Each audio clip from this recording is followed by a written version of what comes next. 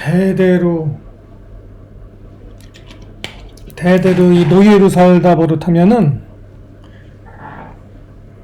벗어나기가 힘듭니다.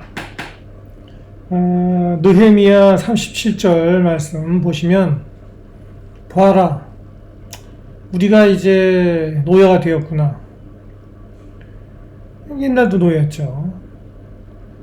우리의 선조에게 주어 선조의 땅에서 우리가 노예가 되어서 그 땅에서 나오는 모든 것들을 우리가 먹고 즐기라고 누리라고 받은 땅인데, 이제 우리가 노예가 되어서 이제 우리가 이제 큰 고난에 빠졌구나. 이러한 탄식입니다. 탄식에 대한 탄식을 이제 느헤미야 37장에서 이제 얘기하고 있는데요. 노예, 현대판 노예, 과거의 노예, 지금의 노예, 또 미래의 노예들. 자, 이거를 어떻게 봐야 되느냐 하는 것에 대해서 잠깐만 언급하는 겁니다.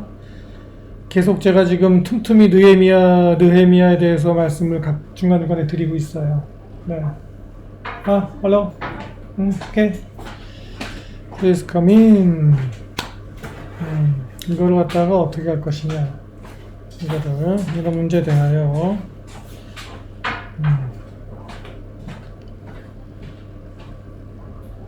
어떻게 생각하십니까? 지금 우리가 살고 있던 우리 조상들의 대부분은 사실 노예들이 아닌가요? 우리 뭐 어느 나라도 마찬가지지만은 최상류층 빼곤 다 노예의 자식들이고,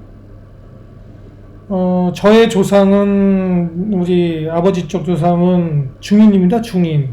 의사입니다. 한의사. 대대로 한의사.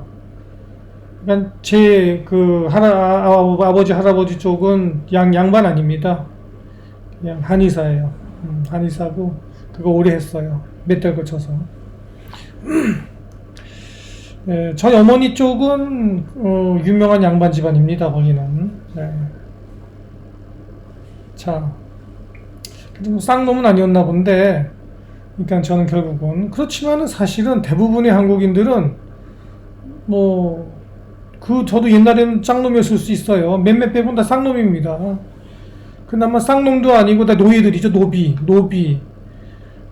남자 노비, 여자 노비. 서구도 마찬가지입니다. 서구도 다 마찬가지고, 유럽도 다 마찬가지고. 그런데, 이 노비에서 벗어나려면은요, 이게 어려워. 여기 현대판 노예들도, 저도 지금 현대판 노예죠, 사실은 거의 그렇지고.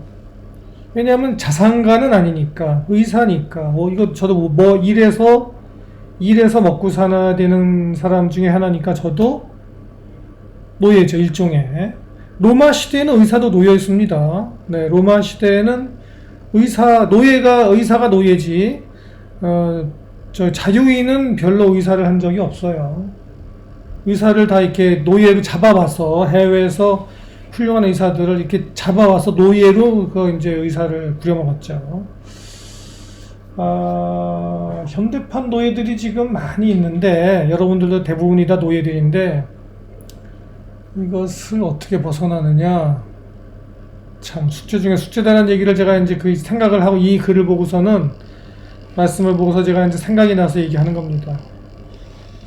근데 노예가, 자꾸 노예 하니까는 부담스럽죠? 좀 듣기 싫고.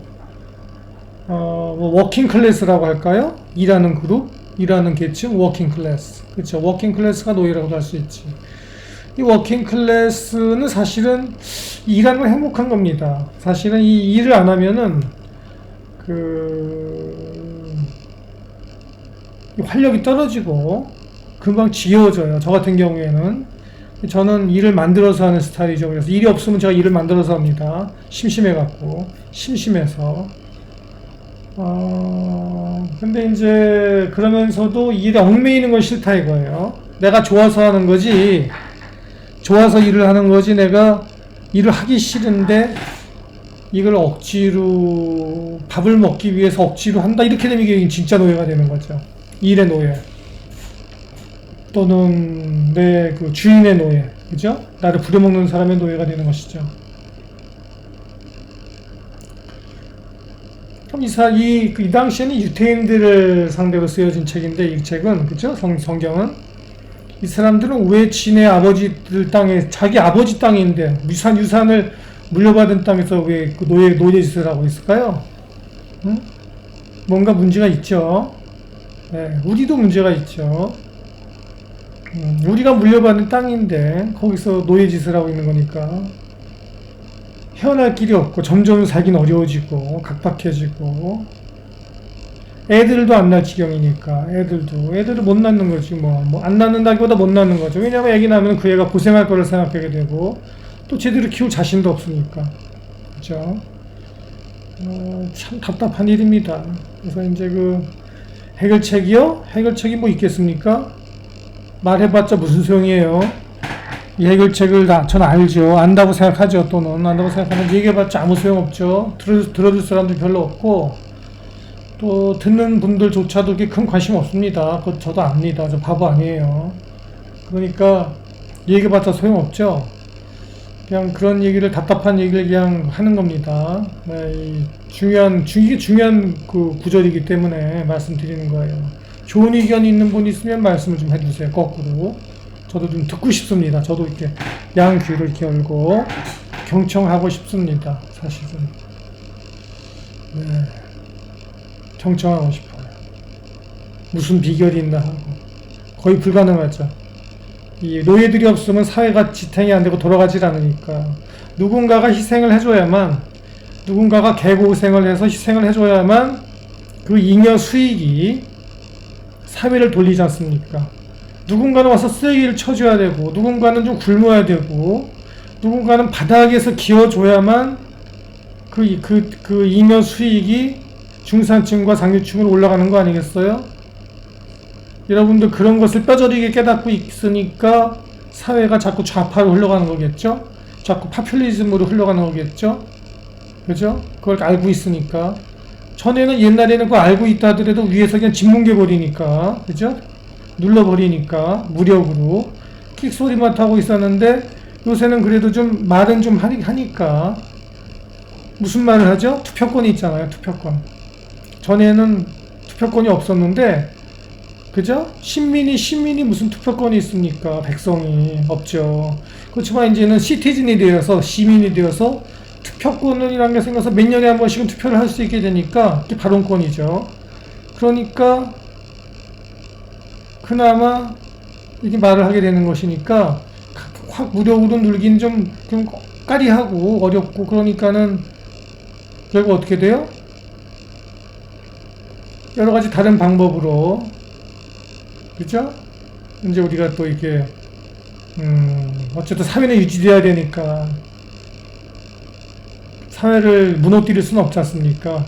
그죠? 무너뜨릴 수는 없고. 그러니까 결국은 그러한 그 일종의 옛날에 그 노예 계층으로 전락하게 되는 현대인들은 참 뭐 살기 힘들게 된다, 힘들다, 이렇게 얘기할 수 있는 것이죠. 그런 처지에 빠지지 않도록 열심히들 살아야 되는데, 문제는 뭐냐? 문제는 전에는 그래도 열심히 살면은, 언제 전이냐 하면은 불과 몇 년 안 돼요. 6.25 이후, 이승만 이후, 전두환 이후죠. 좀 열심히 일하면 그래도 먹고 살만 했죠. 열심히 일하면 한 10년, 20년, 30년 진짜 열심히 일하면은 가족도 먹여 살릴 수 있었는데, 요새는 열심히 일해도 먹여 살리기 힘들다는 것이죠. 그게 문제인 것이죠. 이제는 저는 걱정이 돼요. 진짜 이제는 그 옛날에 그 중세시대 이전으로 돌아가는 게 아닌가 하는 큰 걱정이, 자꾸 누가 문자 주네, 큰 걱정이 지금 됩니다. 그래서 그 화두를 제가 던져 드리는 것입니다. 어떻게 할 것인가 돼. 이게 뭐예요? 결국은 투표를 잘해야 되겠죠? 투표. 근데 투표를 잘 하는 것 같진 않습니다. 뭐 전 세계 어느 민족이, 나라든 민족이든 간에 투표를 잘하는 나라는 매우 몇 나라 안 되는 것 같아요. 이른바 선진국, 이른바 용기 있는 민족들, 전쟁 잘하는 민족들, 자기 주장을 확실하게 얘기할 수 있는 그런 근성을 가진 사람들, 진짜 우리말대로 옛날 말 목에 칼이 들어와도 목에 칼이 들어와도 자기 할 말 하는 민족, 할 수 있는 민족, 그런 민족성을 가진 소위 선진국들 외에는 그렇게 투표를 제대로 하는 나라가 별로 없는 것 같습니다. 그래서 그 덕분에 왜 투표를 제대로 못할까요? 제가 며칠 전에도 올렸잖아요. 너무나 예측 가능해요. 그 대중의 이 행동 패턴, 어떻게 했을 때 어떻게, 인풋가 어떻게 들어가면은 아웃풋가 어떻게 나올지에 대해서 그 군중의 행동 패턴을 너무나 쉽게 정확하게 예측이 가능합니다. 그래서 그게 조작 당할 수 있고, 매니플레이션 당할 수 있어요. 이렇게 양떼 몰듯이 개가 양떼를 몰아서 한 곳으로 이렇게 몰아가듯이 양떼 몰듯이 군중들을 이렇게 이리저리 맘대로 뜻하는 데에 따라서 맘대로 이쪽으로 몰아갔다가 저쪽으로 몰아갔다 할 수 있습니다. 근데 용기 있는 민족의 경우에는 선진국들이라고 그랬죠? 그런 경우에는 안 몰려가요. 몰려고 해도 양을 몰려고 해도 이 양들이 안 가. 양이 아니지. 염소들인가 보지. 용기 있는 염소들인가 보지. 휩쓸려 가지가 않아요. 어떻게 휩쓸려 지지가 않아. 그러니까 그나마 그 나라들은 투표를 어쨌든 간에 민중들에 위한 투표가 그나마 좀 되는 거예요. 그러나 그렇지 않은 대부분의 나라들은 그냥 이리 휩쓸리고 저리 휩쓸리다가 자기네들의 이 자충수를 두게 되고 항상 더 나쁜 사이클로 벗어나게 되는 거죠. 그러니까 이른바 후진국, 선진국 빼고는 다 후진국이라고 본다면 중진국 포함해서 개발도상국 포함해서 다 후진국으로 생각한다면 넓게 봐서 그럴수록 위대한 지도자가 필요하죠. 위대한 지도자, 사심 없는 지도자, 결단성 높은 지도자, 파퓰리즘에 휘둘리지 않는 지도자, 통이 큰 지도자, 결단하는 지도자, 미래를 보는 지도자, 그런 지도자가 필요한 것입니다. 그러나 그 지도자가 자주 나옵니까? 100년에 하나 나올까 말까 하지. 그렇게 되니까 100년에 한 번 나왔을 때 반짝하고, 나머지 99년은, 예를 들면은, 비유하기를 보면은, 그럼 100년 중에 양보해서 10년이라고 쳐요. 10년은 위대한 지도자였을 때 반짝하고, 나머지 90년은 그냥 시궁창에 박혀지는 겁니다. 반복되는 거예요. 이것이 문제다. 그래서 하여간에 제가 이제 그런 거를 그냥 말씀드리는 겁니다. 투표 제대로 해야 된다.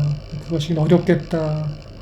이 세계의 풍조 자체가 벌써 제대로 된 투표하기는 글렀다. 그러면은 어떻게 우리 자손들에게 어떤 사회와 어떤 국가를 물려줄 수 있게 되겠느냐.